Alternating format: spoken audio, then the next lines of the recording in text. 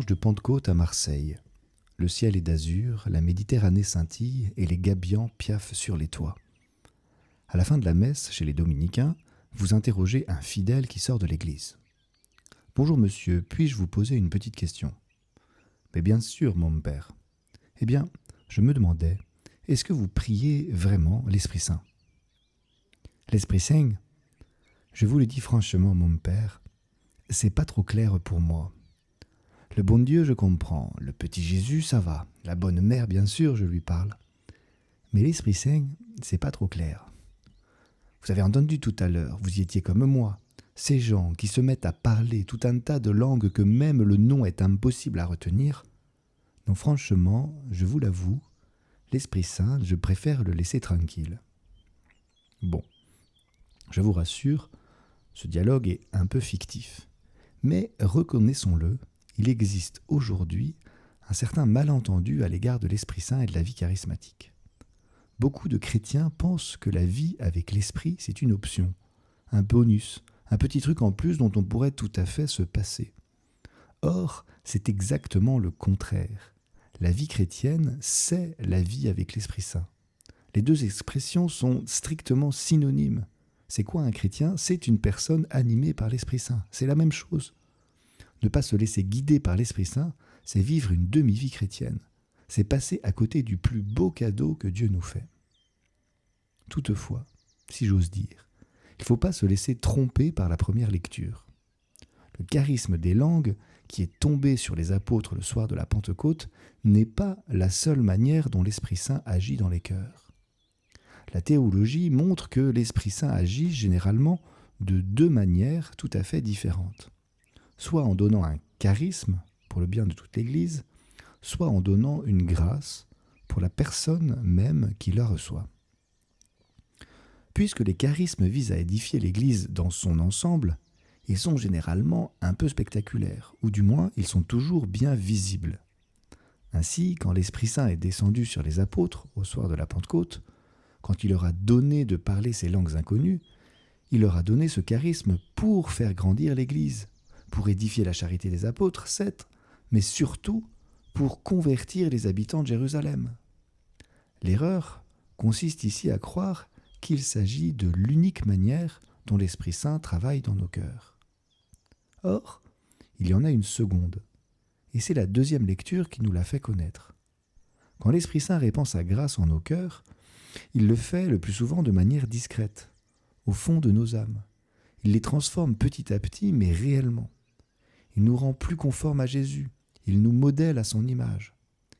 Et la deuxième lecture nous a offert deux signes pour reconnaître ce travail de la grâce de l'Esprit Saint en nous. Par l'Esprit, nous dit saint Paul, vous tuez les agissements de l'homme pécheur. Derrière cette expression, saint Paul veut dire que nous nous engageons sérieusement dans notre vie morale. Parce que l'amour de Dieu travaille dans notre cœur, nous voulons agir d'une manière qui lui plaise. Parce que l'Esprit Saint habite notre cœur, nous voulons obéir au commandement du Seigneur. Nous faisons alors tout notre possible pour appliquer l'Évangile dans notre quotidien. Mais cet effort rencontre en nous une résistance. Il y a une part de nous-mêmes qui n'a pas du tout envie de se convertir. Un égoïsme, un fond d'égoïsme qui veut rester tranquille, qui a la flamme de servir, de prier ou de faire le bien. Eh bien, c'est cela, ce fond-là que saint Paul appelle le vieil homme, les agissements de l'homme pécheur. Eh bien, l'Esprit Saint engage en nous une lutte contre cet homme pécheur. Il veut en triompher, il veut que l'amour soit vainqueur de l'égoïsme en nous, que Dieu règne en notre cœur. Et donc, tous ceux qui sont engagés dans ce combat contre leur propre égoïsme, ils peuvent être certains de l'action de la présence de l'Esprit Saint en eux. C'est parce que l'Esprit Saint est là qu'ils vivent ce combat. Et Paul nous donne un deuxième signe pour confirmer le premier. Dans l'Esprit, nous crions « Abba, Père », ajoute l'apôtre. Autrement dit, c'est parce que l'Esprit Saint habite notre cœur que nous sommes capables non seulement de nous adresser directement à Dieu, mais de lui parler comme notre Père. Dans toutes les religions, les croyants se tournent vers Dieu et lui parlent. Mais c'est avec l'Esprit Saint seulement que l'on peut parler à Dieu comme notre Père, qu'on peut crier en l'appelant « Abba », c'est-à-dire papa, père. Là encore, il y a un signe extrêmement clair de l'Esprit Saint en nous.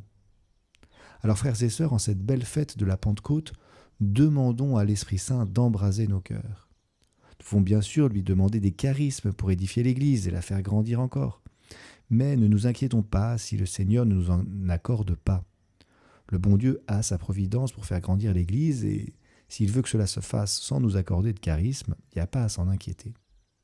En revanche, nous pouvons lui demander sans aucune restriction de nous convertir davantage, de nous aider à faire tout notre possible pour suivre Jésus au plus près, de nous apprendre à mieux prier Dieu comme notre Père, à raffermir notre confiance en lui.